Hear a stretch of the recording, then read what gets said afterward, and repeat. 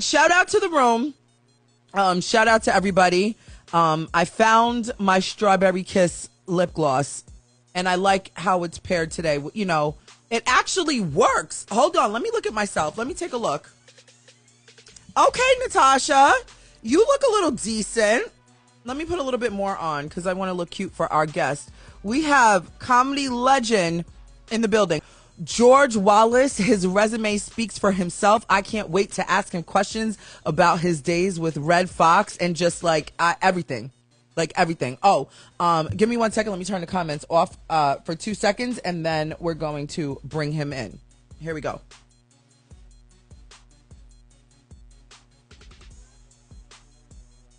I think that's good, right? Okay. Sorry, my team asked me to do that really quickly. Okay, everybody. Let's do this.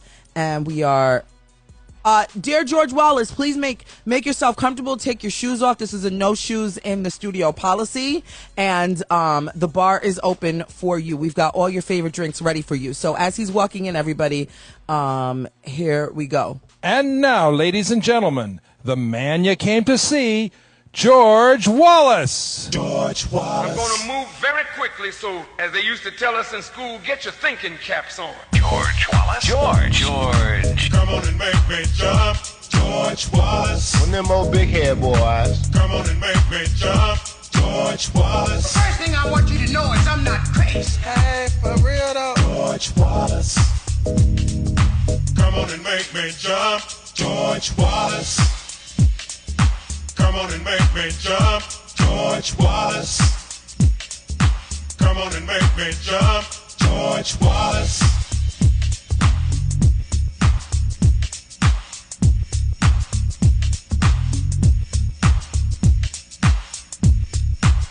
This is a bop. I hope you're dancing.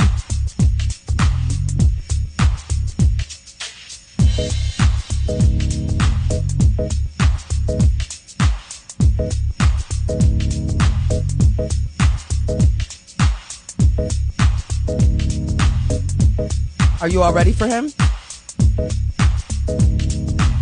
on and make me jump. George Wallace. Let's get him on the screen. It is a bop, right?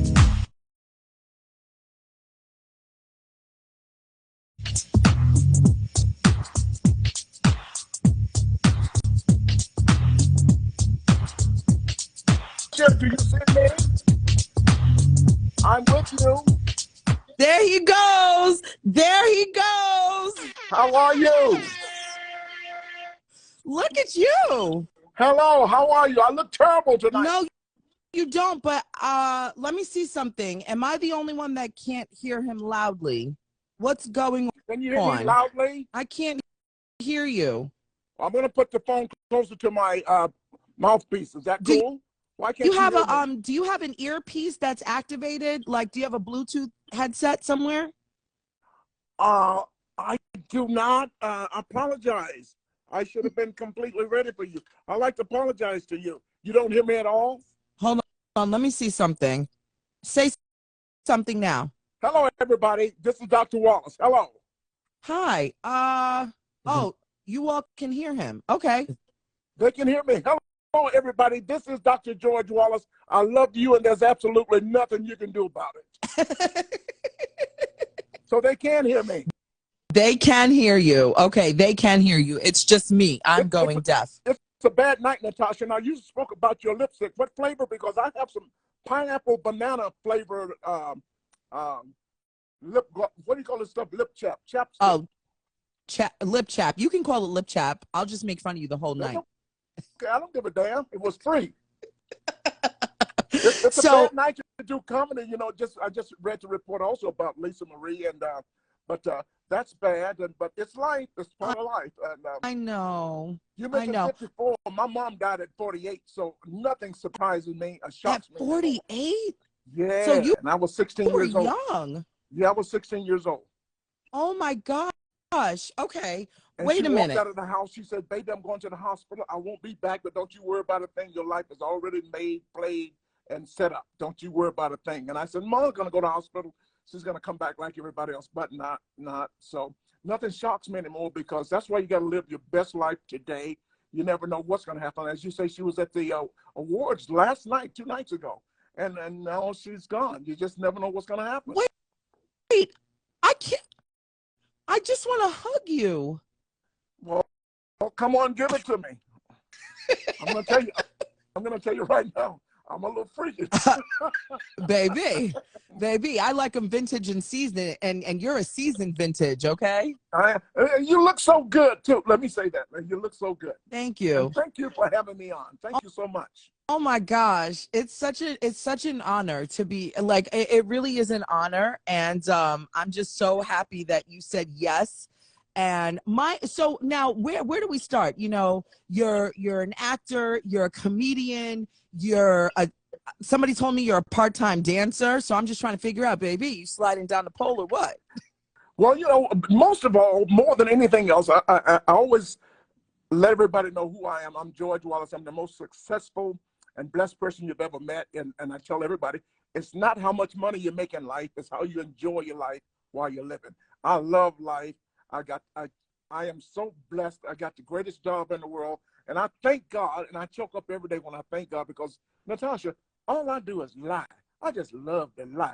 I love to make up shit. I just love to lie. Now, it's just a Christian show because I'm a cussing Christian. Baby, you can be yourself. You can cuss away. Everybody knew you were coming today, and I want you to be your truest self. Okay, that's me. Everybody knows me as a Christian comedian. I don't cuss.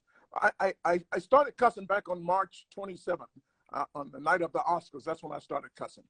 Wait, as in last year? Yeah, it's not even a full year yet. Okay. So sidebar, Rick Party told me that you were a part-time go-go dancer. Is this is this true? Listen, do you know Rick Party? I think so. You know there's something wrong with him, right? Really? Well, Tell me. Well, he's right about that. He knew me a long time ago when I was a dancer. I was a go-go dancer, whatever you call that stuff. You know, and that's how I got started in comedy because people would look at me and go,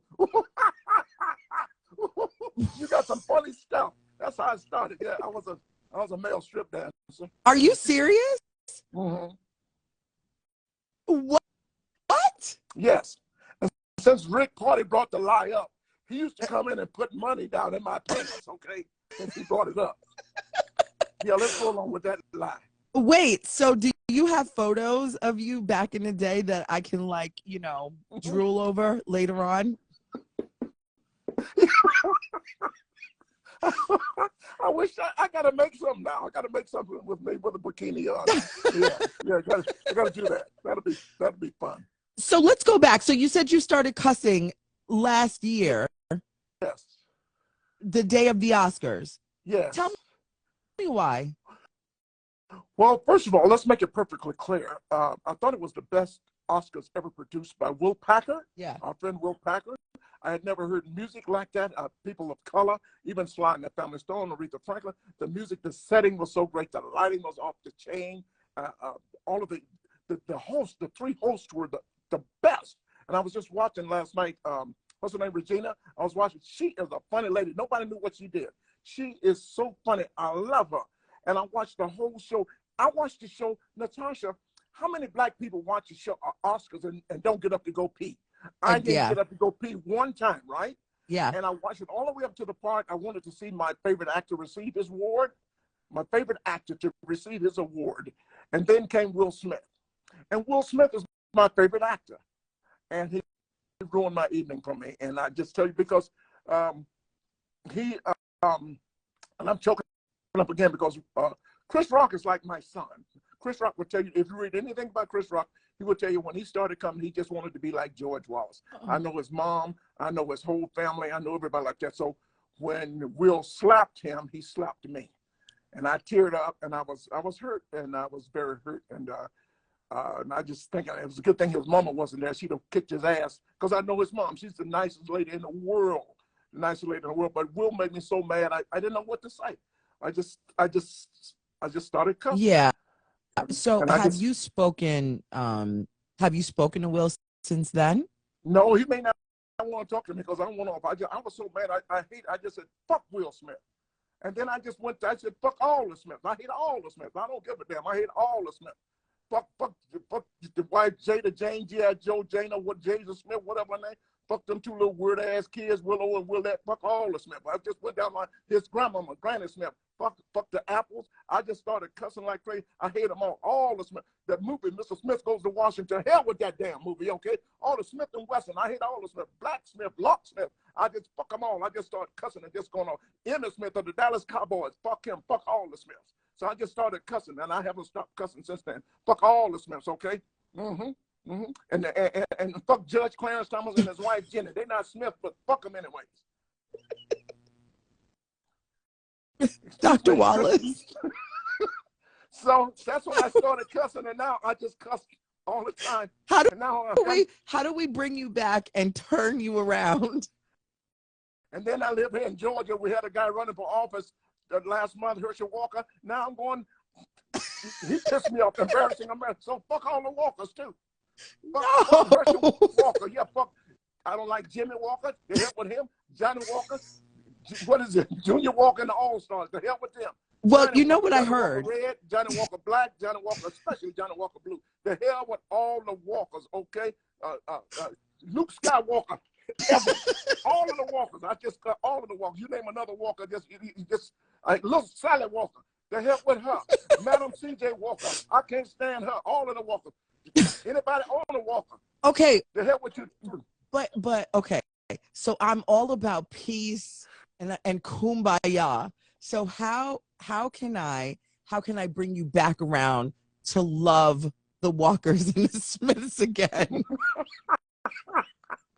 You know, I talk about Will Smith like a dog. Matter of fact, I hated the Smiths so bad. I was in Orlando, Florida last night, and his brother Tony Rock was on stage. I went on stage and slapped the hell out of him for no reason whatsoever.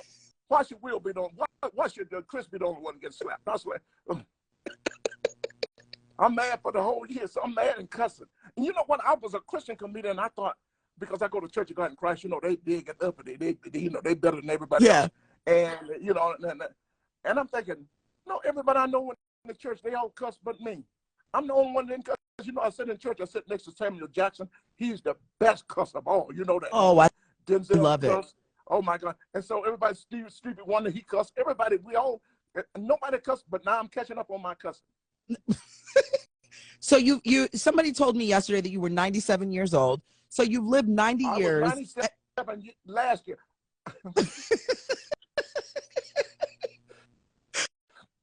You look amazing. I just want to say, you know, my community, I know I cater to a mature audience, so I call them my vintage community. And so there's different levels to it. There's pre-vintage. I'm always going to be pre-vintage. Then we have vintage, and then we have seasoned vintage. So you are of the seasoned vintage community here. I was 97 last year. Uh-huh. And July 21st, I turned 98. That's okay. Rick is right behind you. I'm the oldest black comedian working in America today. Let's put it like that. So what does it mean? You got me crying over here. Stop. Listen, you look amazing for almost 98. If you're single and available, you know, baby. Well, I can still do it. I got my pills. Oh. I got my pills. I can still do it. I got my pills. I got my stuff. I'm taking it right. I knew I was going to be on your show today. I said, I'm going to take these pills anyways. I cannot. So, well, let me ask you a question. You know, you're still active. You're still out there touring. You're making your medicine. You know, laughter is medicine to the soul. When did you really own that you were the doctor of comedy? I wanted to be a comedian since 6 years old, and I knew laughter was important. I would listen to comedians on TV back in the day, Red Fox, Moms Mabley, and Judge Picnic Markham, and I would take their jokes to school at that early age of 7 or 8 and make the kids laugh. And laughter is healing for the soul. And when you walk in and you make people laugh, they never forget you. Nobody ever hated me in school. I wasn't a class clown. I just presented myself, and it's all about happiness. I love laughter. And as I wrote in my book, laughter is the greatest medicine in the world.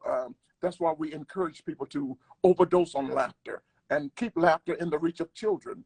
And when you start laughing for more than 4 hours, Then you call your doctor and you give the doctor the prescription so the doctor can laugh along with you. Laughter is healing for the soul.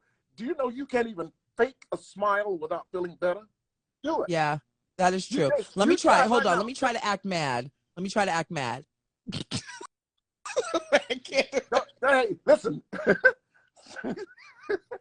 That's why they call me Dr. Wallace. I love comedy and I love people laughing. It's the greatest thing in the world. So 6 years old, wanting to be a comedian all my life, and guess what I do to this day? That's all I do is just go on stage and make people, and they pay me. I love to lie.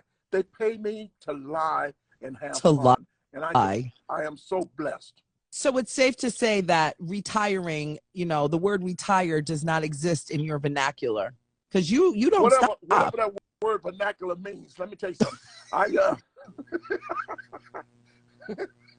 As Muhammad Ali used to say, whatever that means. No, you can't retire from doing nothing. I mean, I don't do nothing. Let me take that back. I have the toughest job in the world. Being a comedian, making people laugh, and people coming to see you. I have people from all walks of life. I have young people, old people, black people, hip hoppers, gangbangers, everybody at my show. And I love what I do. I'm traveling. I went to Las Vegas. I conquered my goal. My ultimate goal was to work Las Vegas. And God blessed me to go to Las Vegas. And I went there for 30 days, and 60 days turned into 90 days. And the next thing you know, I'm there 15 years. So you're looking at some history here. That's commendable. I have done more shows in Las Vegas than any African American ever. That includes Red Fox, Sammy Davis Jr., Diana Ross, Lena Horne. I own the Strip. They call me the new Mr. Las Vegas. That's a blessing. And I didn't work for the hotels. I own the show, Natasha. I own the show. You literally, everything that comes out of your mouth, even if you're just explaining, something as simple as, baking bread, I can only imagine, the laughter. Can you cook? I can cook some lima beans and ham hocks. What's so That's funny? about it? What's up? I can cook eggs or anything like that. I can't cook. I don't, because I travel so much, and I love traveling, and I eat at restaurants, and I love hotels. My houses are designed like hotels. I love hotels, so I eat out a lot. I just want to let you know there's a flight leaving LAX right after my show. I'll be over in a minute. You can come right down. There's a flight leaves LAX about 10:56. There's one 11:59 from LA to Atlanta. It's on Delta. And Delta is a great, oh my God. I flew the flight last week. I had a black captain and a black female co-pilot. And I went back to my seat 5A and had 12 black flight attendants. They call that ABC, an all black crew. So really? Is that real? ABC? I've never heard of that. Yeah, you'll learn a lot from me. I can tell you, you'll learn a lot just talking because I'm old, and I enjoy life. But yeah, you fly Delta, there's a plane leaving for you, and you come right on to Atlanta. I'll cook for you, and I'll take you out to dinner to the finest. I'm going to take you to the Slutty Vegan. Oh, baby. I'm on my way. She's being sued now for taking 25% of the waiter and waitress's tips. Yeah, what are your thoughts on that? My thought is that I don't think that's right. Yeah. I don't think, tipping, these people are working hard. They're working below minimum wage. So now I'm a little angry. And before I tip people now, I'm going to ask them, do you get all of this or I'm pissed off at everything. That's all of these, like you order a pizza, you can order a $7.99 pizza, and by the time it gets to your house, it's $26.95. Yes. Because they got some delivery fees. Well, who the hell is a delivery fee for? Then they say tip not included. So I'm pissed off about all of these extra charges and fees. If you buy a concert ticket, you got city tax, local tax, entertainment tax. You buy a $50 ticket, next thing you know, it's $150. Yeah. So all these added fees in New York City where I live, the Chinese restaurant explicitly says, free delivery. Well, you try to close that door without tipping that guy. Yeah. No, it's I'm a little pissed off at the tip. Yeah. No, I mean, hopefully she works it out. I mean, Pinky Cole, and it's her and her husband, right? I guess so, but they're being sued, so it's going to go to court. And it's not only her restaurant; there's a lot of restaurants that's going to pop up now because a lot of people don't know that if you take 25, if I give somebody I gave somebody a $50 tip the other night on a $20 tip, right, on a $20 bill, and if the restaurant takes 25% of that, I don't like that. Wait, you gave a $50 tip on a $20 bill? Yeah. I love it. That is That's so my job. kind. I love good service. The man's name is Percy at the Grand Lux Cafe right here in Atlanta, Georgia. And just the service was so good. And he said that I wanted some soup, and he had mushroom barley. I said, I love mushroom soup, but I don't know what barley is. He said, I'll give you a sample. And he gave me a sample, and I loved it. And then I was able to bring some soup home with it. And I just thought that was nice introducing me to that. And Yeah. I said, great service. You can't beat great service. You're Somebody's so like, kind. You're so lovable. Like, I just want to like just squeeze you and hug you up. You're so like perfect. I'm going to accept that compliment because that's all I want to be as a good person. That's You all really- that's all I ever want to be as a good person. So tell me, what was it like working with Red Fox? You got to tell me. Well, listen, you know, growing up and listening to his records, they were called party records back in the day. They were blue and dirty, but not as dirty as some of the comedians are today, to be honest. But working with Red Fox, I wanted to work with him, and I got there. I didn't work for Sanford and Son. I did a show after Sanford and Son called Red Fox Variety Hour on ABC. And Red Fox was heavily into not blowing his nose, but sniffing. Like sucking it back. Yes, there you go. And very seldom we got to see him, but we would write jokes for him. Great man, great comedian, and just a great guy. He's a comedian. Just loved him, and didn't get the only time I got to see him was on set when we were shooting the shows. And just he didn't get to do many of my jokes, but when he did the jokes, he got a laugh. But I'm going, oh, he could have done it better. But Red Fox, I thank God every day for Red Fox, Lena Horne, and Sammy Davis Jr. for paving a way for people like me to work Las Vegas. And I mean, because they came up at a difficult time. They couldn't even walk through the front door at the same place they were working. They had to go around through the back, through the kitchen, just to walk out on the very stage that they're going to work. And that's why I thank them every day and then I want to die like them too. I want to die like Sammy Davis Jr. and Red Fox. You know, they died broke. Did you know?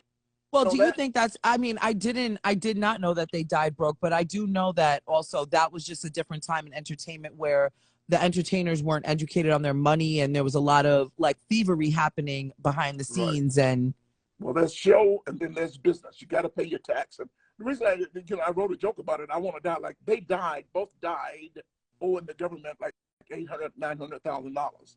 And you know me and my crazy thinking going like, if you die owing the government $800,000, $900,000, you did pretty good. And didn't go to jail. Well, they were dead. And people said they came and took all Red Fox stuff. Hell, he dead. He don't care. But I'm paying my tax, so I don't have to go to jail. And but I love them. I love them so dearly. Thank God for them paving the way for us to work Las Vegas. You go to Las Vegas, there's still not a lot of us work there. Wow. Well, listen, I'm right here in LA. I can drive a couple of hours. You don't want to drive that drive. You know that drive. I do it all the time. Are you crazy? No, it's a good 4 hours. I turn the music on. My kids love. I have 2 boys. They love. I drove from LA. You have kids?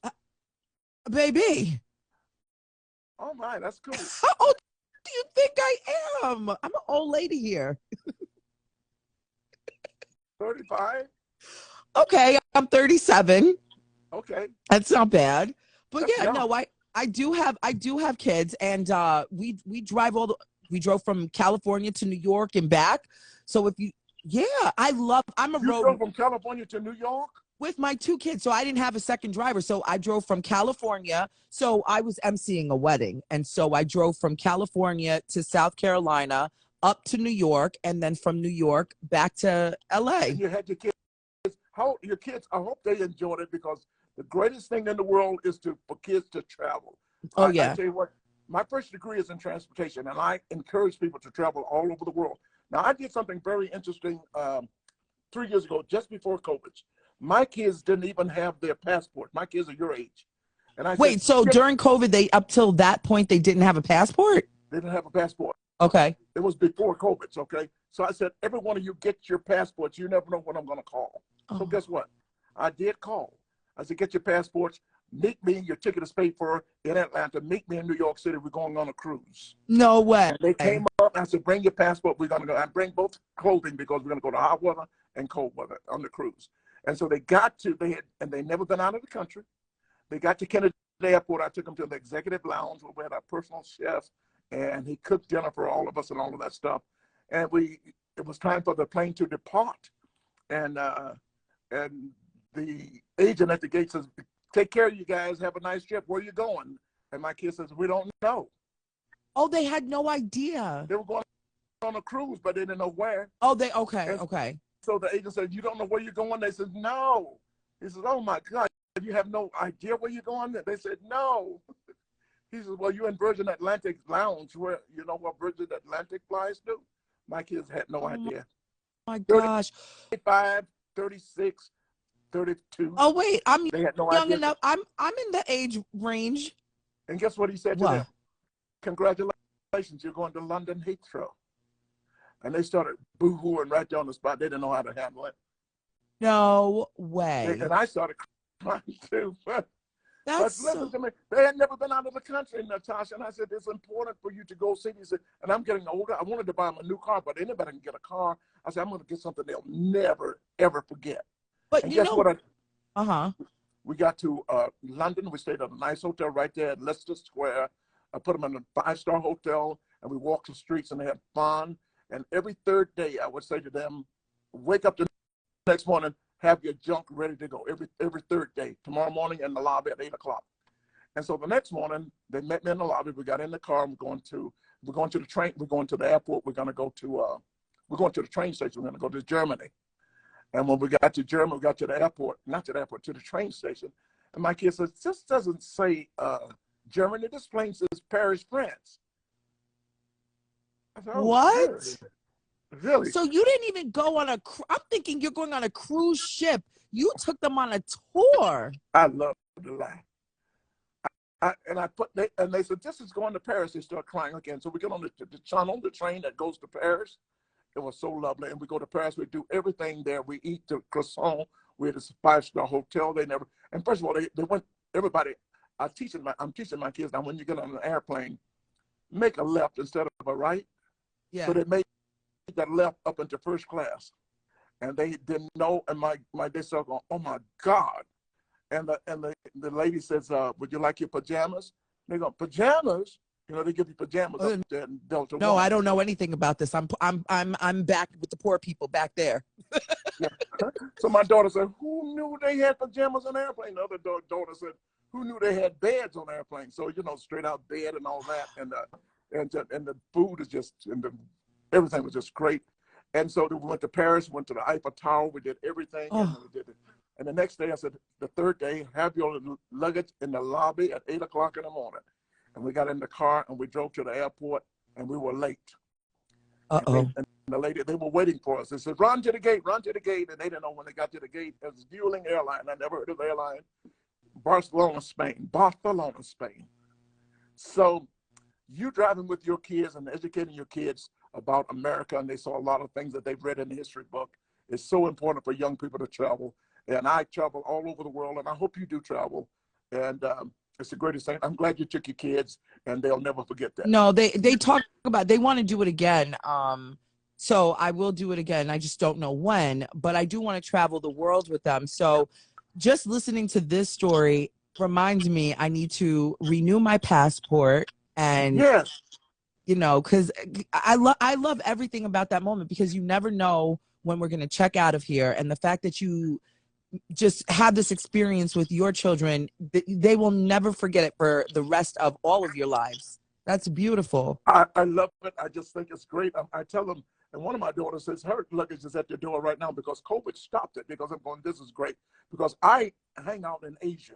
I hang out in Hong Kong and Shanghai is my favorite city. So I want them to go there, and I want them to go to Macau. But travel, whoever that's watching us now, it's important to travel. It's so good to learn other cultures, not about just the sights, but to learn other people and how they live. There's good people all over the world. Yeah, I told my best friend, I said, I want to travel with you because we have such a good time. I said, I want to travel everywhere with you. So when I hit it big, I just want to call you up and say, hey, get to the airport. I'll meet you. And let's just, so you saying this, I literally am thinking about what I said to my best friend. I said, I'm going to take you everywhere with me to experience the world. So, but listen, A birdie Before you listen, remember your thought. Do this at any time. Have in your head, like, I'm going to wake up one morning, I'm going to go to San Francisco. I'm going to run over to Hawaii for the weekend. Just do that.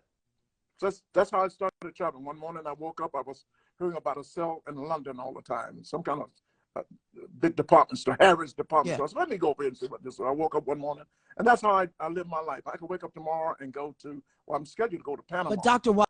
Wallace, you have afforded to do that. I'm still, I'm doing the work to be able to wake up and do that. Respectfully, I look at my bank account and it's a little dry. You look rich to me. No, babe. Let me go and change my clothes, because if I look rich, that's probably what the problem is. The people think I've made it. It's not true.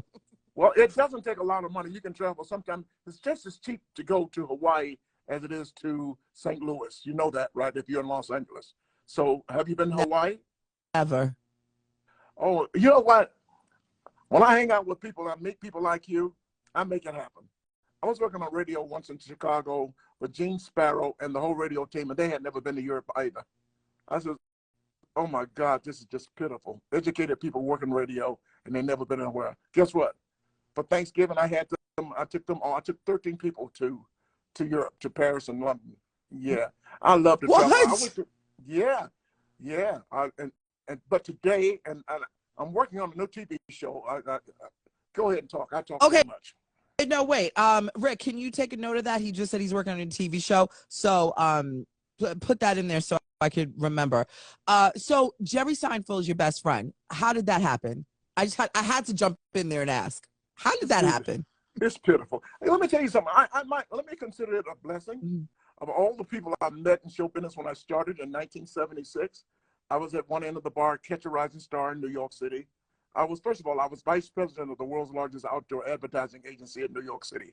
So if you've been to New York City, you've seen the billboards and spectaculars at Times Square. I'm from New York. I just live in LA, but I'm from New York. Well, I was vice president of all of those billboards down there at Times Square, and all of the advertising on the 5,000 buses in New York City, and the top 10 markets in America: Detroit, Boston, Cleveland, San Francisco, Los Angeles. So my second degree was in marketing and advertising. So I did that. I was the only young black man in advertising in New York City. And I'm not gonna lie to you, I made a lot of money. And so I did that, and I said, I was doing that to get a financial cushion to become a comedian. Yes.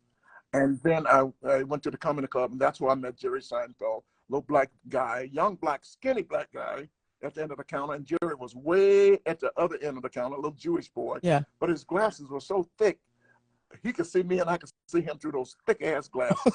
And we became good friends, and then, very good friends, because I had a car. If you got a car in New York, you're everybody's friend. Of course. And then somewhere he invited me to his parents' house for Thanksgiving. This was really tough for me, Natasha. I'm from Georgia. Yeah. I was a little country boy. Yeah. And I never been to a Jewish home for a holiday. And I'm so uneducated and stupid and wrong. I just said, I'm not gonna go. I cannot eat their food. I had heard about the beets, the beet juice, and the what's the name of the soup? Matzo ball soup. I ain't gonna do it. Not me. Not today. Never had matzo. Come on, tell me you've had matzo ball soup since. I've never had matzo ball soup.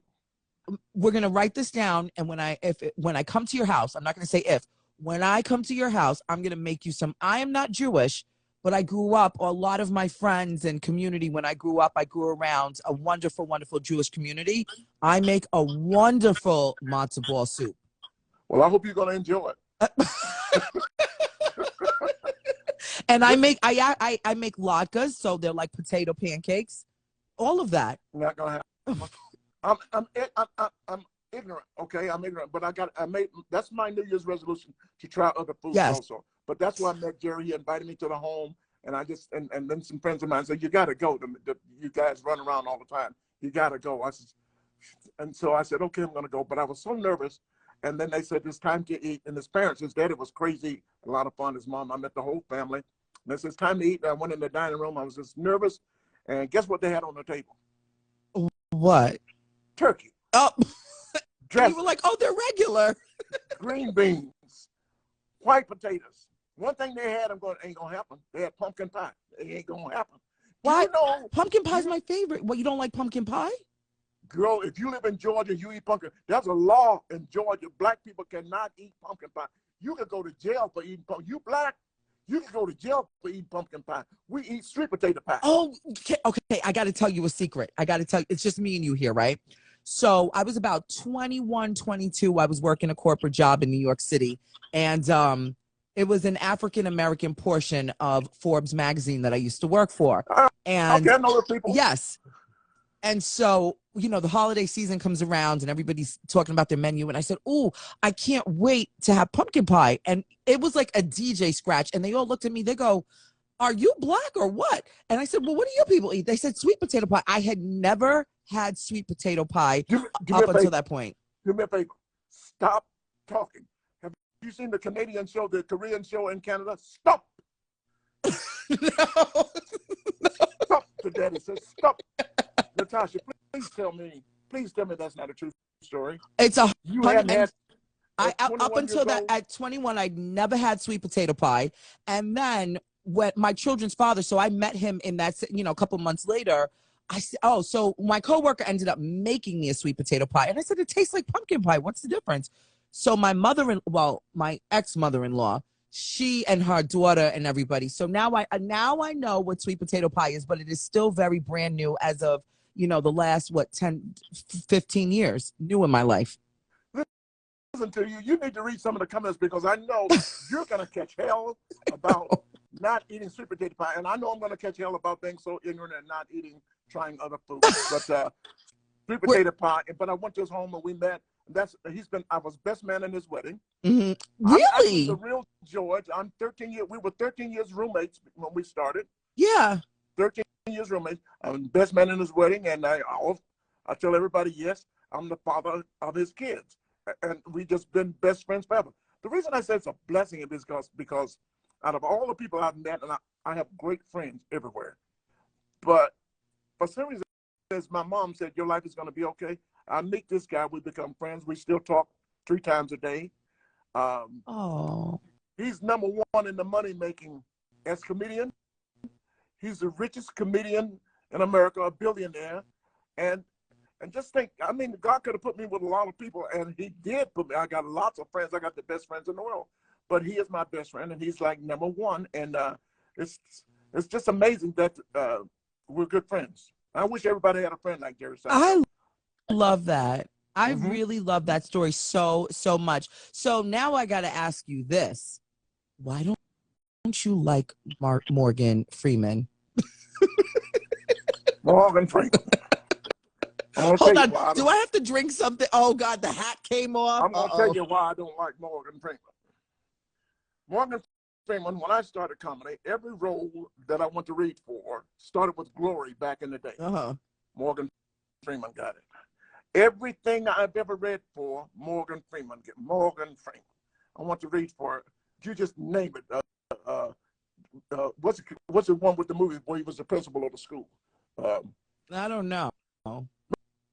Mr. Morris, lock the doors, code 5. Okay, let me see if my people got us. What movie is that, everybody? Lean on me. Okay. Lean on me. Okay. Morgan Freeman got it. Everything, and even driving Miss Daisy. I'm from Atlanta. I know more about Atlanta than he does. I could have gotten that part. No. Shawshank Redemption. I could have played Red. So what about even the movie Wanted with Angelina Jolie? Everything, he gets them all. That's why I don't like it. Bless his heart. Does he know then that? I got to do a movie with him called Just Getting Started. Just starting. We just did it 4 years ago. And I said, when I did the first day of shooting, I don't even know Morgan Freeman, right? We have the first day of shooting, and they shot over our shoulders shooting Morgan Freeman. And they had to do like 3 or 4 takes. And it was a long take, and out of nowhere, Morgan Freeman said, wait a minute, I'm a superstar. I don't have to sit here. Don't I have to stand in while we're sitting here waiting like this? And George Wallace, the first day working with him, out of nowhere, he says, Morgan Freeman, sit down and shut the fuck up. And the place, half the place went crazy because they couldn't believe that I said that to him. Even he started laughing. It was so funny. He was hitting the table with that bad hand, you know, the bad hand. Yeah. It was so funny. And the next few minutes, George Wallace, and I said to him, have you ever met your favorite actor? He said, you know what, that's a good question. That's a good question. And he said, yes, I have. And I forgot who it was. The guy that played Jesus in 10 Commandments, Charles somebody. Yeah. Okay. He said, yeah. He said, how about you? Have you met yours? I said, I just did. I put my hand out, and he looked at me and said, what? I said, it's you. Oh. You know, this guy is the nicest man. Next thing you know, he's talking about my mama. You can't do that, Morgan Freeman. You're not going to talk. Every day he talked about my mama. Just getting started doing that movie. Morgan Freeman is the nicest guy, and his daughter, oh, my God. Well, you're the nicest guy. I'm sitting here like, I love you. Well, you said that too much like Wendy Williams. Shout out to Wendy. Shout out to Wendy. But thank you so much. But I love him. And my goal this year is to watch every great black actor, everything they've done. I've done, you know, I go to church with Denzel Washington. And okay. We go to West Angeles Church of God in Christ. You should come over and visit us, Dr. You know, Charles Blake over there. When do you, are you going to be there this Sunday? Because I'll make my way there. Oh, I wish I was there. I'm in Atlanta. I'm right now. I'm sitting here in Wakanda. Okay. I'm in Wakanda. That's what we call Atlanta. You know, everybody's trying to get me to move to Atlanta, and I'm like, I don't understand it. Every person that I've talked to within the last couple of months, they're like, Tasha, you need to move to Atlanta. Natasha, you know, not living in Atlanta equates to not having sweet potato pie. You're not black till you live here. There's so many black people here. You know, Sherman Noah, I was talking to him the other day. He came to Atlanta. He said, I never seen, he's from Africa. He said, I never seen this many black people in my life. Really? I mean, if I'm gonna leave LA, I might as well just go back home to New York, and then I'll come visit Atlanta. No, the New Yorkers are moving here too. All the black people. So then why do you want me to move there? It's oversaturated. I'm gonna get lost in the sauce. No, you won't get lost in the sauce. You'll be right at home, and as pretty as you are, oh my goodness, you would love living here and the people. And look at your personality. Your personality shows through this medium we're working on right now. Oh my gosh. Cool. But you would love Atlanta. I encourage everybody to at least come here and visit and have fun. Thank you. Yeah. So now you've pretty much done everything you've wanted to do. Yes. What's next? I shouldn't say this on television like this. It's a safe space. I really should. I'm going to say it because you're so nice. I don't tell anybody this. I want to become the first black Colonel Sanders. Okay. You know, as much chicken as we buy, and they've had so many, I don't want to get into it because somebody else might take the idea. But yeah, don't you think it's... Shh, don't say it. Somebody might steal it. Okay. Yeah, shh, we'll talk. But you said you can't cook. Can you fry some chicken? Actors can cook. We're acting here. We're talking, I can act. Oh, so you wanna play that role on TV? Oh my God! What do you think I was talking? Not on TV. I want to represent KFC. Oh, you just want to be a model? I want to be. I thought you were selling us the recipe to the chicken. No, I don't know what the hell with that recipe. Somebody ain't using all the spices. I can tell you that. I don't know what the hell happened to it. Well, listen, I'm not going to say names of franchises here, but I went to another chain that wasn't KFC, and I'll tell you behind the scenes. It was real good. I know what you're talking about. You live in Los Angeles? Yeah. Let me tell you something. They got a chicken on the West Coast that we don't have on the East Coast. It's called El Pollo Loco. This chicken is so good, another chicken will eat that chicken. But it wasn't El Pollo Loco. It was another. I think it was. Oh, my friend told me Louisiana chicken. That's what it's called. Citizen Chicken, yeah, that's right on Crenshaw. That's very Well, good. Very good. I live in the valley now that I've told the whole world. I live on the other side of LA, over the hill. You live in the valley. You don't really live in Los Angeles. I know. You know, the other day was my first time going to Crenshaw and stuff. It was like over the summer, actually. A friend of mine who's from LA. I'd never been to the black side of LA because I've just been buried away in the valley. Because he needs to write this down. You never had sweet potato pie. I know. You never don't want to move to Atlanta, and you're just going to Crenshaw. Have you been to Chicken and Waffles, Roscoe's? You better not say if you no, you haven't, because it took you too long to say it. No, because I was. Oh my God. No, because I was getting it confused with the Waffle House. The first time I ever have been to the Waffle House was when I did that road trip a couple of years ago. And I've only been to Roscoe's once.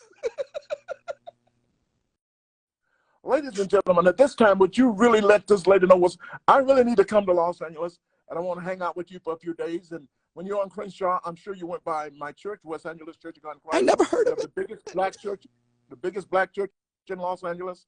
I'm sorry. There's something wrong. How old were you when your mind just got up and walked away from you? There's something wrong with you. No, so here's the short, long side of the story. I moved to Los Angeles 6 years ago. I came here on vacation. My cousin was here. I ended up staying. I was really going through a pivotal time in my life. So I was supposed to be staying with my cousin, and we were going to ride this whole journey out and unfold everything. Unfortunately, my cousin is no longer with us. He checked himself out of here. You know what I'm saying? Yeah, okay. And I'm a single mom. I have 2 kids. So this has been a very trying journey. So I have not done a lot of things because I've been fighting for my life since I've been here, honestly. So listen, being a mother is probably the toughest job I could ever think of.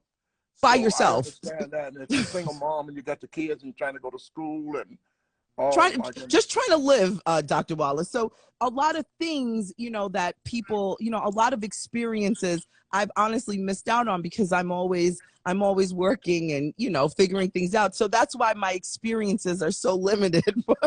Yeah. How long have you been into radio? Is this new for you also? No. So I started 21 years ago. And I've been in and out of it. It hasn't been a consistent run.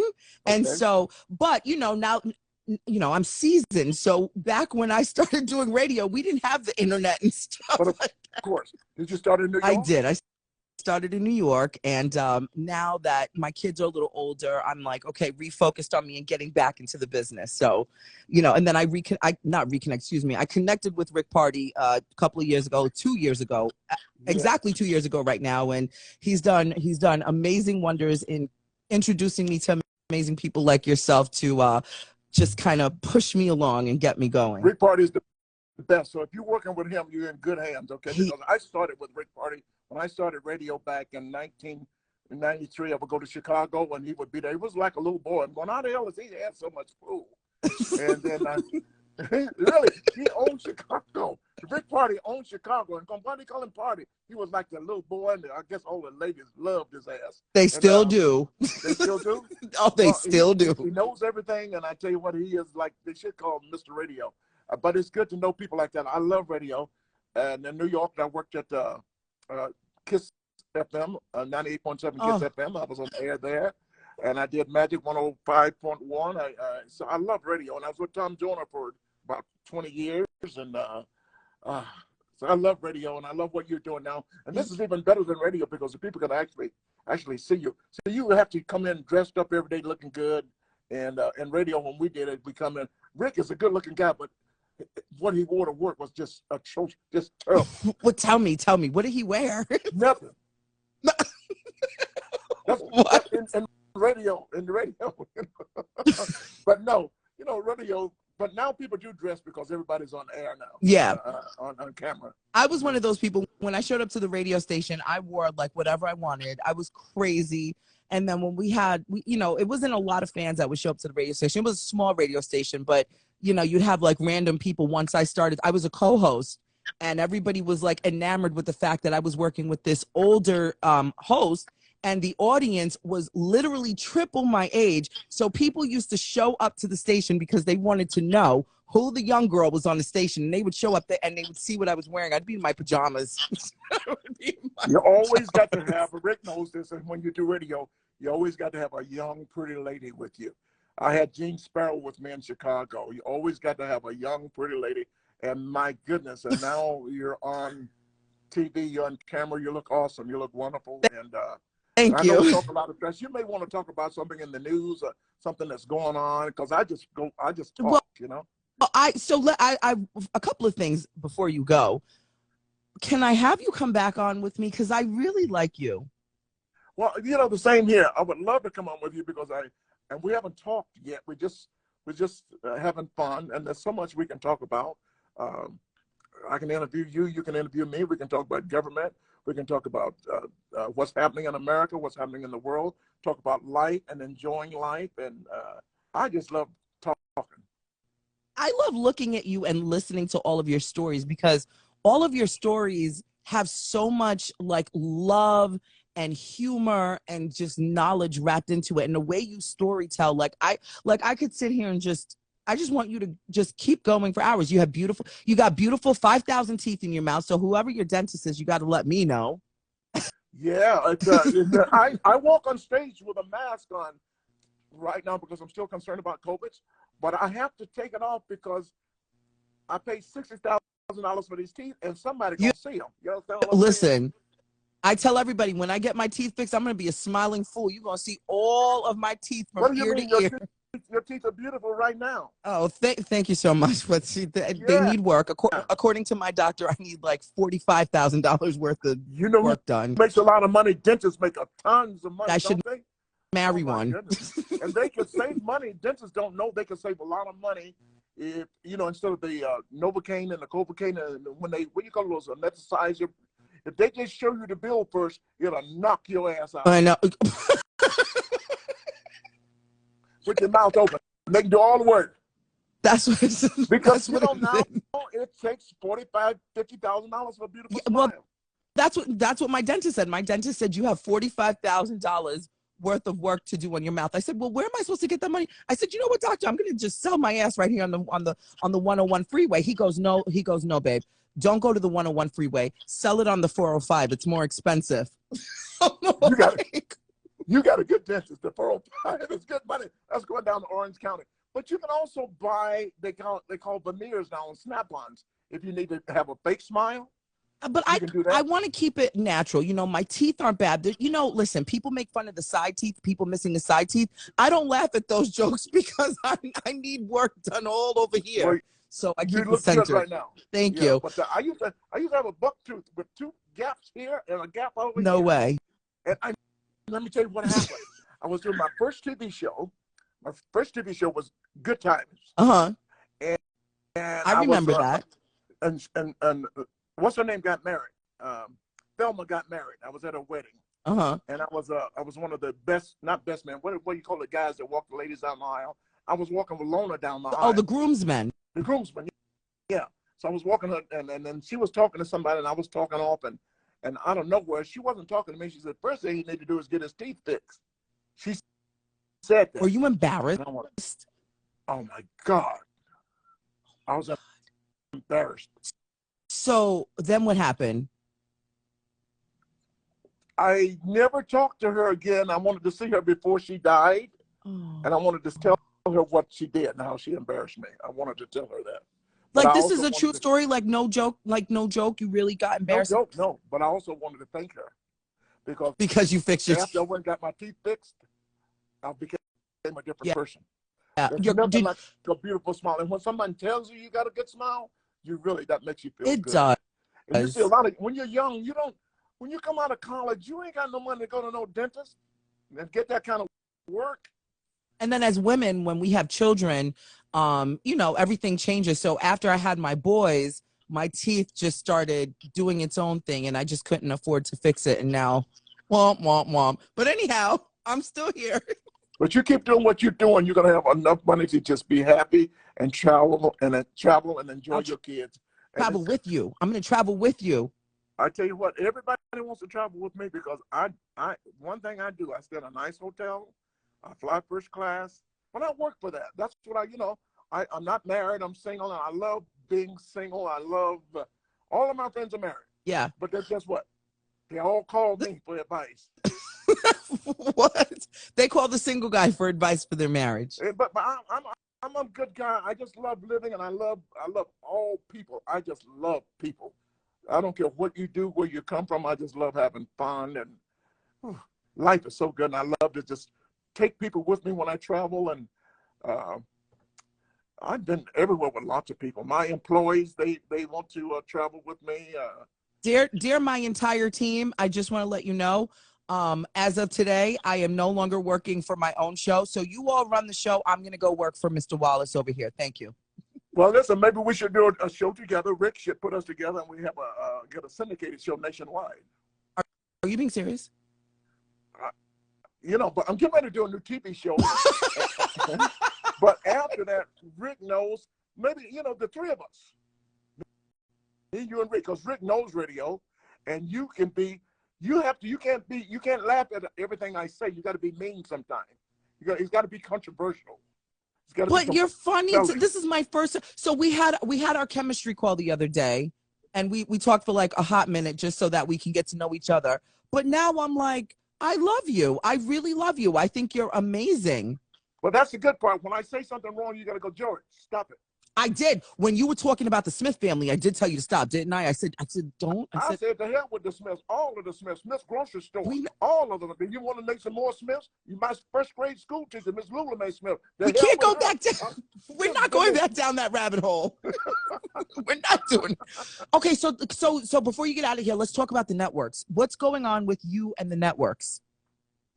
I'm doing a new show. I wanted to reboot Sanford and Son. Really? And so I went to a friend of mine that I've known for 40 years. There's an old white Jewish guy. Can you be white and Jewish? I think they are white and Jewish, aren't they? And he's 100 years old. We just celebrated his birthday party 2 months ago. Huh? His name is Norman Lear. Have you ever heard of Norman Lear? No. Well, Norman Lear is a man that created a TV show called All in the Family. Okay. Sanford and Son, Maude, Tootie, the show Tootie was on.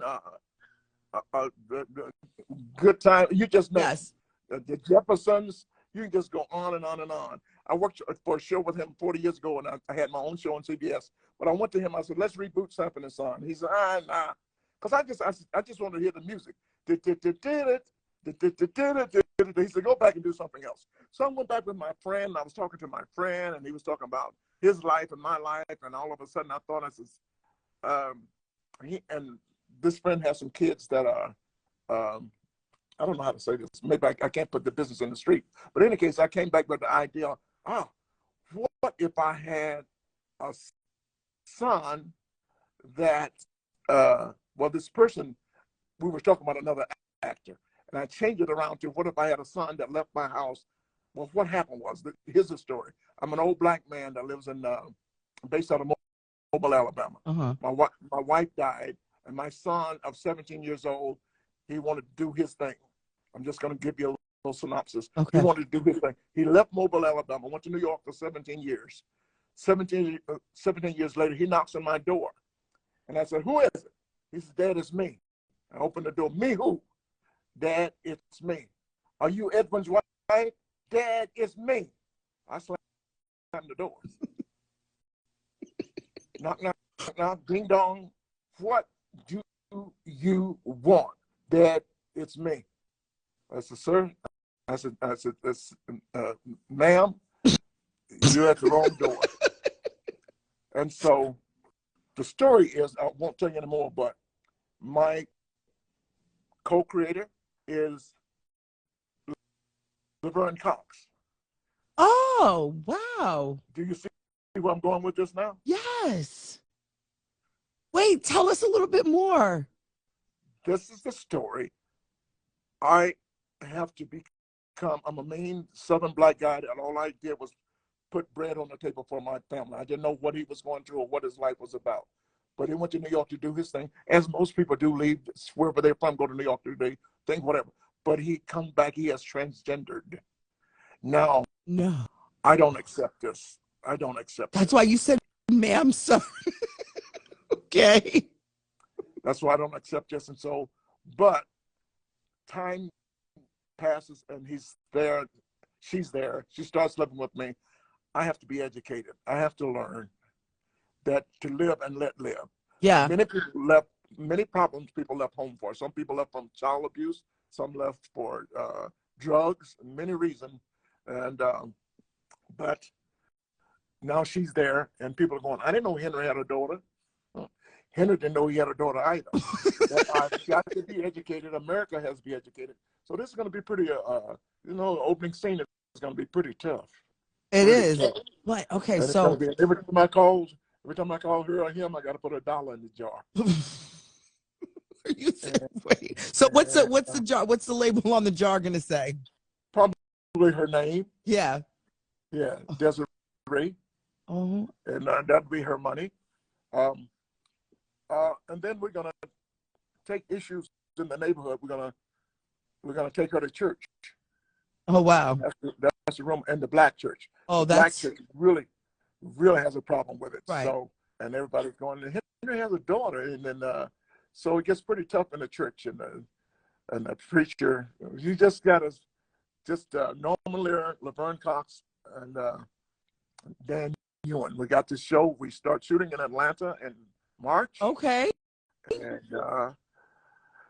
we're gonna make it happen. So as things progress, as we have a release date, you know, I would love for you to come back, bring some of the staff. Just I would love love for you to come to Atlanta and visit the show at a shooting, and we could have a session right there, right in my house or whatever we want to do on the set. I would love to. Because Laverne is such a great actress, and it's going to be so much fun between the two of us going back and forth. And I'm going to do everything I can in the world for my next door neighbor to be Lunel. Oh my God! What is your friendship with Lunel? My hair, but my hair is long, and we look like twins already. Yes, you do. you really do. Now I can't unsee that. So we look to have some fun, and we look to shake up America. It's going to be very controversial. People are going to jump on me about it. Yeah. People are going to jump, especially the church. How do you do that? That's not right. You're preaching sin. Church full of sin. Everybody in there full of, you know. God, it's an inside job. It's whoever you are, it's between you and God upstairs. Don't you let anybody else send you to hell. It's between you and the man upstairs. Yes. So that's the way I look at it. And so it's going to be controversial. There's going to be some crying moments there too. Touching moments. Well, this sounds like, you know, we're going to go through all the motions. We're going to cry. We're going to laugh. We're going to think, you know, all of that. I love it. Wait. What did you say? We're going to what? Think. That's most important. I love it. I be thinking. That's what's on my head. I be thinking. What do you do in your spare time when you're not working, you're not traveling, you're home? What do you enjoy doing? Comedian's job is working 24 hours a day. We enjoy writing jokes. I got to be writing jokes every day. Every day. I got a piece of paper. I go on stage every night with a legal pad, a yellow legal pad, just writing jokes, you know. And I wrote a book. Matter of fact, get my book called Laugh It Off. That teaches you how to live. I wrote another book called Bull Twit. I'm in the Twitter world. I was voted the top 25 funniest Twitters in the world by Rolling Stone magazine. I do that, but every day we're just thinking of jokes. Anything happen on TV, we got to be ready for it. You know, with the political situation we had, you know, we had did the Herschel Walker talk, and we did whatever's going on today. That's what I got paper here. I don't even know what. Sometimes you write jokes and you don't even know what it is. You can't even read it. Yeah, it's just amazing. What I got here? Just write new jokes or talk about me having a good job. Who has a good job as good as mine? Judge Judy, talk about her for 3 minutes. Who else has a great job? Jake from State Farm, we talk about him. yeah. But I don't like him like I don't like the Smiths, okay? I don't like anybody wearing a red polo shirt, even Tiger Wait. Woods. I wrote a joke about, Tiger Woods. Come on. The worst driver in the world. And I do a joke. You won't even get this joke, but how many accidents has Tiger Woods had? Far. That's Why wouldn't I get that joke? But because that's rich people joke, golfers, people that own the golf course, they know to get out the way. So let me tell you what happened with Tiger Woods. This is the joke I do. I'm trying to make it work. I'm working on it. Okay. So Tiger's driving a brand new car. It's called a G70. And it's the first car to ever have a black box. And, you know, and that's usually on an airplane. But this car has a black box. So Tiger was driving down Hawthorne, and somebody cut him off or something down. And he looked down. And that was the first time Tiger had ever seen a black box. No. I got the joke. I definitely got the joke. Sometimes in the club, I'm still working on it. He ain't never seen no black box, so I'm working on that. So that's what I love to do during the day, just talking about. Let's see if I think everybody's laughing. Put a 1 and a laughing face in the chat right now if you loved that joke. Everybody's laughing. Is that right? Everybody liked the joke.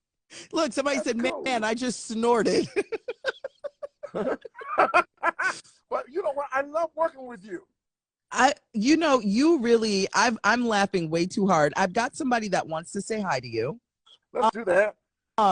So there was a question that I just had and you made me laugh it away and now I don't remember. Who's that guy? Do you need to think? You know what? I'm trying to write a joke. You can help me with this joke. 5 white people I really, really love. Uh-huh. And I only have 2 so far. I really, stop it. I really, really love Dolly Parton. I never met her, but I've been loving her all my life. One time I saw her on TV, she said, I just love my life, I love my family, and as long as I got a dime, my parents got a nickel. I thought that was so cool. Oh, she just my God. And as you see her on TV, it's always a nice lady. Betty White was my other white lady that I love. Everybody loved Betty White. Yeah. I don't have the other. Well, I guess Jerry Seinfeld's my friend that I really love. What about Barbara Walters? I did TV. I did 2 shows, 3 or 4 shows on The View with Barbara. Yeah. Walters. I didn't know her that well, but Whoopi made me tell your mama jokes to Barbara Walters. Can you believe that? You got to give me your best I want a yo mama joke. I want one. Well, when you get home, you tell your mama they caught that rapist, so she can stop sleeping naked at night with the window open. Oh my God! No. I got one that's better. I think it's better. So I went Christmas shopping for your mama, right? I know your mother is a sportsman. So I went over to this. I couldn't figure out what to get her. So I went over to the sporting goods store. What is it? Is it Rick's? Is it Rick's? The sporting goods store. No, Dick's. Dick's. That's the one your mama loves. You get a bag with Dick's on it. Oh my God. Yeah, I refuse to go to Dick's. I refuse. When people tell me you should go to Dick's, I'm like, no, thanks. I'm celibate. So you celibate. Hello? You sell a bitch. That's a good way of making some money to travel. Welcome to the show, Rick Party. No, George, Party. I had to stalk you here, George, because I've been going to the mailbox and I have not seen that check that you have been promising me for the last 5 years. It's only let me tell you something. It's only $100, George. Yes. Natasha. Yes. Everybody knows nobody writes checks anymore. He's still going to the mailbox looking for checks. Well, I mean, had it automatically transferred to his account. What's this? Oh no, you didn't. What's this? No, you didn't. I should have one around here sometime. Yeah, George, you stop. See, I knew it. Keep that for the old people, right? Right checks, man. I remember one of the first time George paid me, like I think you paid me a couple years ago in a check. I'm like, who's still writing checks, George? Like, Rick, I'm old. I'm old. Remember, you got to remember. Natasha. Yes. I'm from Atlanta. I rode the back of the bus. We got a lot of stories to talk about. Okay. Right. You rode the back of the bus, so Yes. you were around during that time period. No, I just rode the back of the bus. Oh. I've done a lot of things in my life. Yeah, I grew up in times before integration. I went to an all-black high school. You should talk. One day we should have, Rick, we should have my school teacher, Miss Brewer. Let's do it, George. Brewer. Your school teacher? Yeah, I know all of my school teachers. What? They still around, George? If I know them, obviously they're still around. No, seriously, are you kidding me? That would be so cool. Listen to me. Miss Brewer called me the other day. She saw me on a show in Atlanta, TV show with on Peachtree TV with, I forgot the lady's name. She said, what's the lady's name with the blonde hair? In any case, Monica Pearson. Okay. And she said, George Wallace, you look so good. I just want you to know, she says, you look so good on that TV. She says, you ain't never been pretty, but on this TV show, she's 93 years old, still talking. Wow. No way. Topsy Brewer, So, yeah, and beautiful. Where is she located? In Atlanta, you said? In Atlanta, yeah. All my school teachers are still here in So- Atlanta that are still alive. So when I come to, because they probably don't even know how to navigate the Instagram. So when I come to Atlanta, we got to meet them in person and do a thing. You would like that chick. She loves to party. As a matter of fact, I gave a Christmas party for my whole school last year, just before COVID again. And everybody was out. She was there, and she's the most beautiful lady you've ever seen. You wouldn't believe how just beautiful. And she dresses to the nines. She drives a Mercedes. Oh, She wow. started me in comedy when I was in high school. When I was a grade school in the 4th grade, she used to say, "George Wallace, come in here and tell me a joke." And I would tell her a clean joke, and she would look at me like, "You know that ain't the kind of joke I want to hear." she want a dirty joke, George? She wanted to hear a dirty joke. Like, and I'm a kid in school, a Christian kid. I can't tell her, oh, I knew the dirty jokes. I knew. Wow. Yeah. So Mr. Wallace, what is so what do you call the thing that we just came out of, the pandemic? What is it called? COVID. The pandemic. What is she talking about? What is it called? How do you spell that? COVID apostrophe S. COVID. It's COVID's 19. It was called COVID's 19 because 2019 is the year that it was Born. not discovered, but born. Yes. Right. Yeah. So COVID. And I got to introduce you to somebody too. Her name is Ashley Agnes. Everybody is telling me the two of you need to meet. okay, my mom has COVID. The man, the myth, the legend George Wallace, who their training detail act. Okay, a blowfly. Okay. Oh, they thought I said it with a T. COVID. No, it sounds like you're with an saying X. Covix with an They thought you X. said it with an X. Who the hell would spell COVID with an X? Well, at first it sounds like you're saying COVID, so I'm thinking it's with like an IGE. So you're wrong for that. Somebody said, okay. Right. Well, it's COVID. Well, You know, I went to night school, but I can't spell. yeah. Right. Listen, I was in night school with you. But I don't, you know what I don't do well? I don't text well. That's another resolution I have for this year. I want to make sure I proofread all of my text, because between my proofreading and autocorrect and auto complete, Yeah. it's not working out well for me, because sometimes you text so fast, and I'm old school, so I text with Yeah. my thumb. Yeah.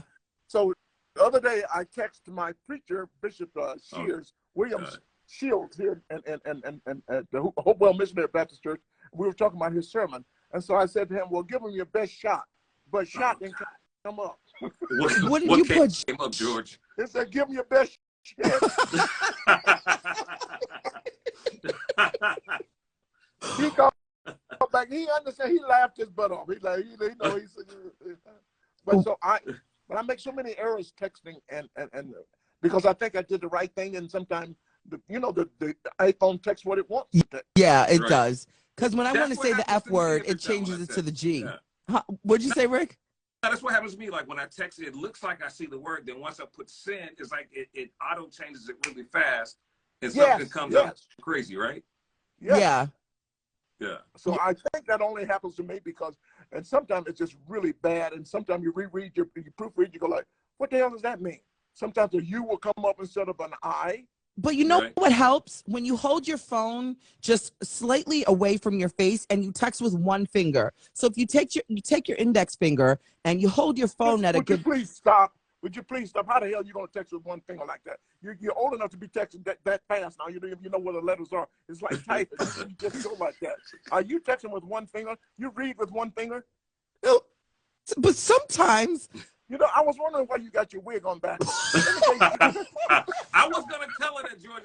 I didn't want to say anything. Shut up. My show is over. Oh, my head hurts. Oh, wait, Rick. Rick, Yeah. speaking of wigs, I wrote down here on my pad, I write on anything, like that's a piece of a bounty. We have collectively, we got to get together. Natasha, please, we have got to get together and start a, what do you call those funds? A GoFundMe? A GoFundMe for Pam Oliver. Oh my God, this lady, she can't find a decent wig on her head after all of these years. That's the newscaster. The one you have on, that's your real hair, but find a wig for this lady. It's disturbing. Is my face completely red right now? We gotta lock George up. George gotta be locked up. Rick, she's been on TV for 15 years, and she wears different wigs, and none of them look. Oh my God. They make fun of me. Listen, when the haters come through, they tell me I look like a lion. So, George, I don't know. Oh, let me tell you my best joke since you mentioned lion. Okay. The best joke I ever tell is talking like Natasha. You're sitting there, you're looking good. You have on an animal print dress. Yeah, blouse. And that really turns me on, a lady in an animal print dress. But some of you ladies now, when you wear these animal print dresses, you can't be larger than the animal that you're representing, okay? The show is over. Oh I gosh. know I'm going to catch you. Oh my God. Rick, in Miami, if anybody in Miami is listening, I'm going to be, me and Mary J. From the Tom Joyner Morning Show. We're going to be at the Improv. Right. We're going to be at the Improv February 17, 18, and 19. Okay. We're going to be there. And there's a possibility, if I'm ready to go, I will do Sherry Shepherd next week.